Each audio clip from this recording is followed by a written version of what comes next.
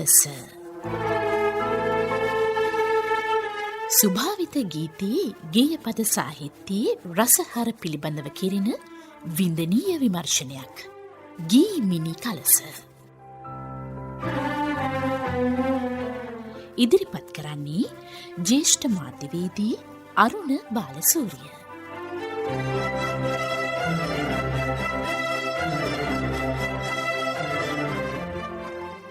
ගේය ප්‍රබන්ධකයෙකු විදිහට ප්‍රේමකීර්ති දල්විස් සතුව තිබුණු පරිණත බව කොතරම්ද කියනවා නම් ඇතැම් විටක ඔහු ක්ෂණිකව අතරගත් කඩදාසි කැබැල්ලක ලියූ මිනිසෙකු පිට නැගී අසුරික වගේ ගීත වලින් තේරුම් ගන්න පුළුවන්. ඒ වගේම 60 70 දශකයේ කරුණරත්න අබේසේකරයනුත් මේ හපංකම කරලා තිනවා. ඒ කාලේ ජනප්‍රිය හින්දි චිත්‍රපට ගීතවල තනුවලට සිංහල පද යොදන්නත් කරුණාරත්න අබේසේකරයන් ඒ වගේම ප්‍රේමකීර්ති දල්විස් ආචාර්ය අජන්තා රණසිංහ වගේ ගීත රචකයන්ට සිදු වුණා. කෙනෙකුට හිතෙන්න පුළුවන් හින්දි ගීත තනුවකට වචන යොදන එක මොනතරම් සුළු දෙයක්ද කියලා. ඒක එහෙම නැහැ. පරිණත ගේයපද රචකයෙකුට මිසක් ඒ කාර්ය කෙනෙකුට විශාල අභියෝගයක්. මුල් ගීතයේ අර්ථයට අනුකූලව හෝ මුල් ගීතයේ අර්ථයට වඩා වෙනස්ව යමින් හෝ සිංහල පද අමුණන්න ප්‍රේමකීර්තිලාට සිදු වුණා. ඒ කාර්ය ප්‍රේමකීර්ති වගේ අය කර තිබෙන ආකාරය වෙනමම අධ්‍යයනය කර බලන්න වටිනවා. විශිෂ්ටයි ඔවුන්ගේ පබඳුන්. 70 80 දශකවල ඔවුන් කළ මේ කාර්ය ඇගයීමට ලක්ුණේ නැහැ. සමාජයේ බොහෝ විට ගර්හාවට ලක් කළා. ඒත් වර්තමානයේ බොහෝ දෙනාට ඒ ගර්හාව අමතක වෙලා එහි අගය වැටහිලා තියෙන බව පේනවා. මා ඔබට ප්‍රේමකීර්ති දල්විස් එහෙම හින්දි චිත්‍රපට ගීතයකට සිංහල පද යෙදූ විශිෂ්ට නිර්මාණ කාර්යයක් ඇසුරු කරන්නට සලස්වන්නවා. මුලින්ම අපි හින්දි ගීතයට සවන් යොමු කරමු. මේ ගීය ගායනා කරන්නේ ಭಾರತೀಯ මහා ගායක මොහමඩ් රාෆි. ගේය පද ශෛලේන්ද්‍රගේ. සංගීතය එස්.ඩී. බර්මන්. වර්ෂ 1965 දී තිරගත වුණු ගයිඩ් චිත්‍රපටයේ දේව් ආනන්ද් සහ වහිඩා රෙහමාන් සඳහායි මේ ගීතය නිර්මාණය කර තිබෙන්නේ. तेरे मेरे सपने अब एक रंग है तो जहां भी ले जाए राहें हम संग हैं. ඔබෙත් මගේත් සිහිනවල දැන් ඇත්තේ එකම වර්ණයක්. අප යන මග කුමක් වුණත් ඒ මාවත අප දෙදෙනාව එක් කරනු ඇත. मेरे तेरे दिल का तय था एक दिन मिलना जैसे बहाराने पर तय है फूल का खिलना ओ मेरे जीवन साथी. මගේත් ඔබේත් හදවත් මතු දිනක එකතු වෙන්නයි ඉරණම ලියවි තියෙන්නේ. හරියට වසන්ත ඍතුවේදී ඒ අයුරෙන්ම මල් විකසිත වෙනවා වගේ. ඔබ මගේ ජීවන සහකාරියයි. तेरे दुख अब मेरे मेरे सुख अब तेरे तेरे ये दो नैना चांद और सूरज मेरे ओ मेरे जीवन साथी. ඔබේ දුක්ඛ දෝමනස්යන් දැන් මගේ. මගේ සුඛ සෝමනස්යන් ඔබේ. ඔබේ නායන යුග්මය මගේ සඳයි මගේ ඉරයි. ඔබ මගේ ජීවන සහකාරියයි. लाख मना ले दुनिया साथ ना ये छूटेगा आके मेरे हाथों में हाथ ना ये छूटेगा ओ मेरे जीवन साथी. ලෝකයා ඕනෑ දෙයක් කියපු දෙන්න. අප මතු එක් වෙනවාමයි. මගේ දෑතින් ඔබේ දෑත් වෙන් කරන්නට කිසිවෙකු සමත් නොවේවි. ඔබ මගේ ජීවන සහකාරියයි. ප්‍රේමකීර්ති මේ තනුවට සිංහල පද යොදා තිබෙන අපූර්ව ඔබට සැබෑවට දැනෙන්නේ මේ හින්දි ගීතයේ අර්ථය එක්ක සංසන්දනය කරලා බලනකොටයි. මේ මියුරු හින්දි ගීතය එහි දල අරුතත් එක්කම නැවත මුල සිට ශ්‍රවණය කරන්න. तेरे मेरे सपने अब एक रंग है तो जहां भी ले जाए राहें हम संग हैं तो तेरे मेरे सपने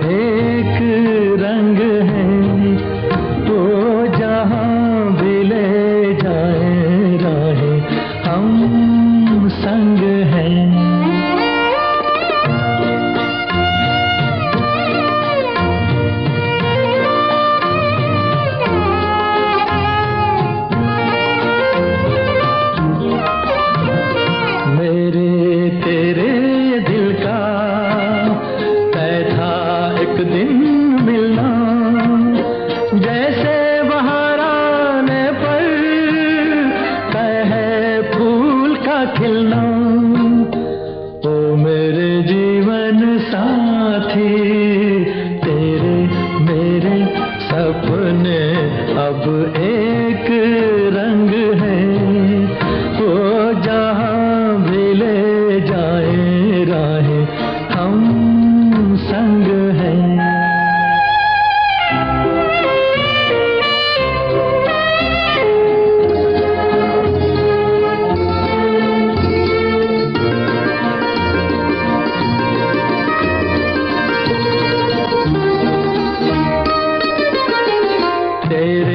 दुख अब मेरे मेरे सुख अब तेरे तेरे ये दो नैना चाँद और सूरज मेरे ओ मेरे जीवन साथी तेरे मेरे सपने अब एक रंग है वो जहाँ भी ले जाए राहें हम संग हैं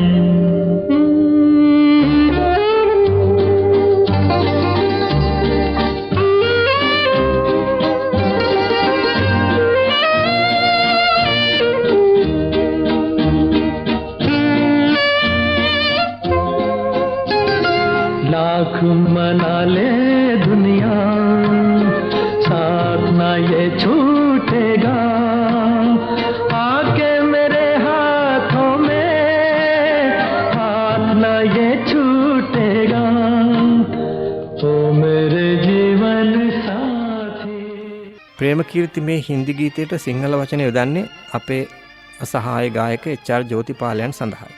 මොහමඩ් සාලි මාස්ටර් සිංහල ගීතයේ සංගීතය සංයෝජනය කරනවා. ඔබේ මගේ සිහිනේ එක වැන්නිය මිහිරියේ ඕ සිතුවේ පැතුවේ එක දෙයමයි දෙදෙනාම එක වගේ. ප්‍රේමකීර්ති හින්දි ගීතයේ අරුතට සමාන්තරව සරලව පද සංයෝජනය කරනවා.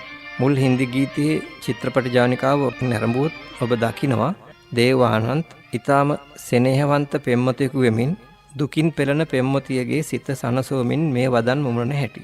ඒ පෙම්වතාගේ වදන් මොහමඩ් රාෆි ඊටාම සංවේදීව ගායනා කරනවා. ජෝතිපාලයන් රාෆිට දෙවෙනි වන්නේ නැහැ. මේ ගීතයේ එන ස්ථායීභාවය හොඳින් අවබෝධ කරගනිමින් ජෝති මේ ගීය ගයනවා. ගේය පදවල අන්තර්ගත විමසා බලනකොට අපට වැටහෙනවා මේ ගීතයේ අරමුණ වෙන්නේ පෙම්වතෙකු තම පෙම්වතිය අස්වසමින් කරන ප්‍රකාශයක් හැටියට බව. ඔහුගේ ආමන්ත්‍රණය තමයි මිහිරිය කියන එක. ඇය තමයි ඔහුගේ ජීවිතය මිහිරි කළ තැනැත්තිය. ඒ නිසයි ඔහු ඇයට මිහිරිය කියලා අමතන්නේ. ඔබේ මගේ සිහිනය එක වගේමයි කියලා ඔහු කියනවා. ඒ සිහිනය දෙදෙනාගේ එක්වීම විය යුතුයි. දෙදෙනා එක වගේ සිතුවේත් පැතුවේත් ඒ එක්වීම පමණයි. මේ අදහස ගීයට නගන්නට ප්‍රේමකීර්ති භාවිත කරන්නේ හරිම සරල සුගම පද. ඒ වගේම ගීතවත් පද. ඔබේ මගේ සිතුවේ පැතුවේ වගේ යෙදුම්වල සුගායනී බව එන්නේ එහි අනුප්‍රාසය නිසායි. හැබැයි වචනවල තියෙන සරලකමට වඩා ඒ වචනවල අන්තර්ගත වෙලා තියෙන මේ දෙදෙනාගේ සම්බන්ධයේ ප්‍රබලත්වය අර සරලකම අභිබවා ඉස්මතු වෙනවා. දැත නෙළුම් පෙති වාගේ දැසට උපමා නැගේ ජීවේ අඳුරට මාගේ ඔබ මිනි පහනක් වාගේ. ඇගේ දෑත නෙළුම් පෙති වගේ කියලා ඔහු කියනවා. අපට මැවෙන්නේ ස්පර්ශ ගෝචර සංකල්ප රූප. අපි හදවතෙන් නෙළුම් පෙති ස්පර්ශ කරලා එහි මෘදුකම විඳිනවා. අනතුරුව ඇගේ දෑත් වලින් ඔහු ලබන ස්පර්ශය අපේ සිත් වලින් විඳ ගන්නවා. දෑත නෙළුම් පෙති වාගේ කියන ඔහු ඇගේ දෑසට උපමාවක් සොයන්න වෙහෙසිලා ඒට අසමත් වෙනවා. දෑසට උපමාවක් ඔහුගේ හිතට නැගෙන්නේ නැහැ. ඒ තරම් ඇගේ දෑස් සුන්දරයි. ඒ සුන්දරත්වයට උපමා නැහැ මෙලව තුල. උපමේයට උපමාවක් නැති තරම් උපමේය උත්කර්ෂවත් කරනකොට අපි එකට සාහිත්‍යද කියන්නේ වේතිරේක අලංකරණය කියලා. ඔහුගේ ජීවිතය දුක් අඳුරෙන් පිරීලා. ඒ අඳුරු ජීවිතයට ඇය මාණික්කමය පහනක් වගේ කියලා ඔහු උපමාවට නගනවා. ඊට පසුව සියල්ල කැටි කරලා ඔහු අර හින්දි ගීතයේ ඕ මේරේ ජීවන් සාථි කිව්වා වගේ ඔබ මගේ මතු සහකාරී කියලා කියනවා. ඒ කියන්නේ තවමත් ඔවුන් විවාහ වී නැහැ. ඒත් දෙදෙනාගේ එකම සිහිනයයි ඒ විවාහය. සීත සුලං රැල්ලි පාවේ එහි පිනිදිය බිඳු මාවේ ගීතේ ඔබේ නම් තාලේ මම වෙමි රස පදමාලේ. සීත සුලං රැලි පාවෙනවා. ඒ සීතල සුළඟේ ගැබ් වෙලා තියෙන පිනිදිය බිඳු Taman බව ඔහු කියනවා. ඇගේ සිරුර ස්පර්ශ කරන ඒ සීතල සුළඟේ තැවරී තිබෙන පිනිබිඳු ඔහු නම් ඇයට ඔහු කොතරම් ඇලුම් කරනවද කොයිතරම් ඇයට ප්‍රේම කරනවද කියන අදහස එහි ගැබ් වෙලා තියෙනවා. ඇයට සිසිලසක් දැනවීමයි ඔහුගේ පැතුම. ඒ වගේම හරි අපූර්ව තවත් උපමාවක් අපට ඇහෙනවා. ඔබ රසවත් පදමාලාවක් මත ගොඩනැගුණු ගීතයක් නම් ඒ ගීතයේ තනුව මම වෙමි. ඔබට වැටහෙනවද මේ සරල පද තුල තිබෙන ව්‍යංග්‍යාර්ථය? කී පැත්තකින් මේ අදහස විග්‍රහ කරලා බලන්න පුළුවන්ද කියලා ටිකක් හිතන්න. ඇයව ඔහුට දැනෙන්නේ රසවත් ගේපද මාලාවක් විදියටයි. ඔබටත් මටත් ප්‍රේමකීර්ති මතක් කරන්නේ ගීතයක මිහිරියාවයි. අපි පුදුම ආස්වාදයක් විඳින ගේපද මාලාවක් හිතට නගා ගන්න. ඒ ආස්වාදය ඔහුට ඇගේ සම්බන්ධයෙන් ඇගෙන් ලැබෙන ආස්වාදය හා සමයි. හැබැයි ඇය ගීතයක් වුණත් ඒ ගීතයට මధుර තනුවක් නැත්නම් පළක් නැහැ. ඒ මధుර තනුව ඔහුයි. ඔහුගේ එක්වීම රහිතව ඇගේ ජීවිතය සම්පූර්ණ වෙන්නේ නැහැ. හුදු තනුවකින් පමණක් පූර්ණ රසයක් විඳින්න බෑ. එහෙමනම් ඇය නැතුව ඔහුගේ ජීවිතයත් ඔහු නැතුව ඇයගේ ජීවිතයත් සම්පූර්ණ වෙන්නේ නැහැ. ඈත සඳුන් තුරු යායේ සුවඳකි සුදු මුව පෑයේ මැමිකේ සසරෙති මාගේ මතු හමු වෙනු මැන ආයේ ඔබ වේවා සහකාරී. ඔහු තවත් උපමාවක් නිපදවනවා පෙම්වතිය පිළිබඳව. ඇගේ සුදු මුවෙන් ඔහුට සුවඳක් දැනෙනවා. ඒ සුවඳ කොයි වගේද කියලා ඔහුට කියන්න ඕන වෙනවා. ඈත පිහිටි සඳුන් ගස් යායකින් හමන සඳුන් සුවඳක් විදිහටයි ඒ සුවඳ ඔහුට දැනෙන්නේ. ඒ වගේම මතු සසරේ උපදින සෑම ආත්මයකදීම ඇයව හමු වෙන්න ඕන කියලා ඔහු අවසාන වශයෙන් ප්‍රාර්ථනා කරනවා.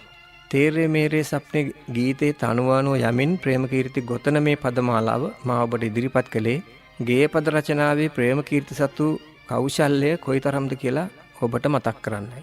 මේ ගීතේ සංගීත සංයෝජන කරන්නේ මොහමඩ් සාලි සංගීත වේදියානන්. ඇත්තෙන්ම සාලි මාස්ටර්ගේ අනන්‍යතාවක් මේ ගීතය තුලින් ඉස්මතු වෙන්නේ නැහැ. එස්.ඩී. බර්මන්ගේ තනුව ප්‍රතිනිර්මාණය කිරීම පමණයි මෙතනදී සාලි මාස්ටර්ගෙන් සිද්ධ වෙන්නේ. අනන්‍යතාව ඉස්මතු වෙන්නේ සිංහල පද සංයෝජනය කරන ප්‍රේමකීර්තිගෙයි. ඒ වගේම මොහමඩ් රාෆි ගයූ හින්දි ගීතය වෙනස් වර්ණයකින් වෙනස් භාෂාවකින් වෙනස් හැඟීම් සම්ප්‍රේෂණයකින් ගායනා කරන ජෝතිපාලයන්ගේ ගායනයේත් අනන්‍යතාවක් තියෙනවා. රාෆි පවා ජෝතිගේ ගායනය බොහෝ විට අගය කරලා තිබෙනවා. මා දැන් ඔබට ආරාධනා කරනවා මේ ගීතය යලිත් මුල සිට ශ්‍රවණය කරමින් එහි අර්ථ රසය වගේම ශබ්ද රසයද හොඳින් විඳගනිමින් රසාස්වාදයේ විඳ ගන්නට.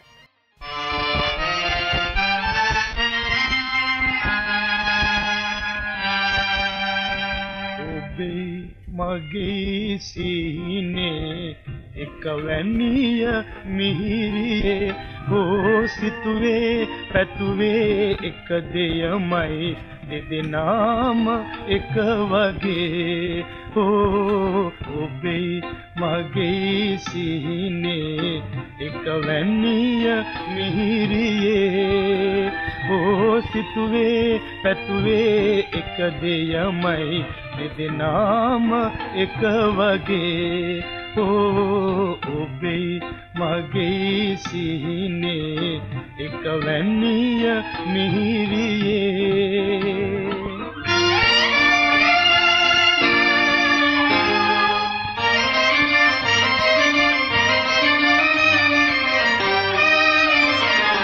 දෑත නෙළුම් පෙති වාගේ දැසට උපමා නැගේ ජීවේ අඳුරට මාගේ ඔබ මිනි පහනක් වාගේ දෑත නෙළුම් පෙති වාගේ දැසට උපමා නැගේ ජීවේ අඳුරට මාගේ ඔබ මිනි පහනක් වාගේ ඔබ මගේ මතු සහකාරී ඔබේ මගේ සිහිනේ එක වැනිය මිහිරියේ සිතුවේ පැතුවේ එක දෙයමයි දෙදෙනාම එක වගේ ඔබේ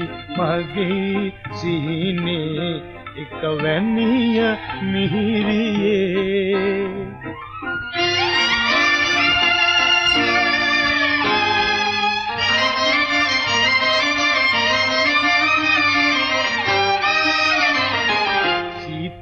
සුලං රැල්ලි පාවේ එහි පිනිදිය බිඳුමාවේ ගීතේ ඔබේ නම් තාලේ මම වෙමි රස පදමාලේ සීත සුලං රැල්ලි පාවේ එහි පිනිදිය බිඳුමාවේ ගීතේ ඔබ නම් තාලේ මම වෙමි රස පදමාලේ ඔබ මගේ මතු සහකාරී ඔබේ මගේ සිහිනේ එක වැනිය මිහිරියේ සිතුවේ පැතුවේ එක දෙයමයි දෙදෙනාම එක වගේ ඔබේ මගේ සිහිනේ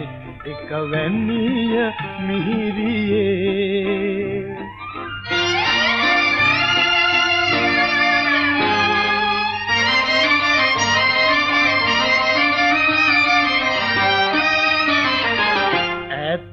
සඳුන් තුරු යායේ සුවඳකි සුදු මුව පෑයේ මැණිකේ සසරෙදි මාගේ මතු හමු වෙනු මැන ආයේ ඈත සඳුන් තුරු යායේ සුවඳකි සුදු මුව පෑයේ මැණිකේ සසරෙදි මාගේ මතු හමු වෙනු මැන ආයේ ඔබ වේවා සහකාරී ඔබේ මගේ සිහිනේ එය වැනිය මිහිරියේ සිතුවේ පැතුවේ එක දෙයමයි දෙදෙනාම එක වගේ